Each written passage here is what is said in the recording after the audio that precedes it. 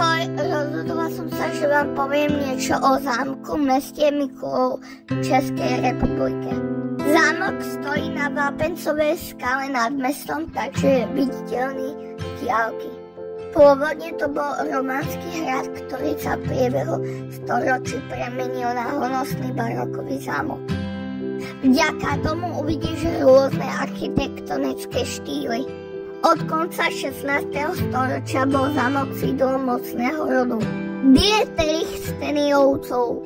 Práve oni ho prebudovali do podoby, ako poznáme dnes.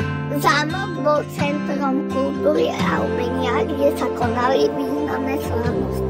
V roku 1805 počas napoleonských vojen tu bol ubytovaný samotný Napoleon Bonaparte. 3 roky neskôr, v roku 1807 sa na zámku podpísala mierová zmluva medzi Francúzskom a Rakúskom. Čas druhej svetovej vojny v roku 1945 zámok vyhorel.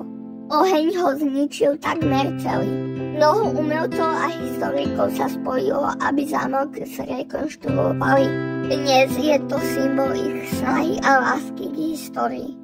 V zámku sa nachádza múzeum, kde môžete vidieť rôzne expozície. Príklad historickú vinárňu, ktorá ukazuje, ako sa robilo víno. Hlavným lákadlom je však obrovský súd na víno.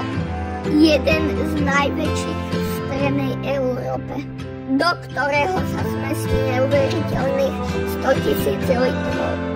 Za mňa tento zámok má bohatú a krásnu históriu. Išla bych si ho pozrieť aj druhýkrát.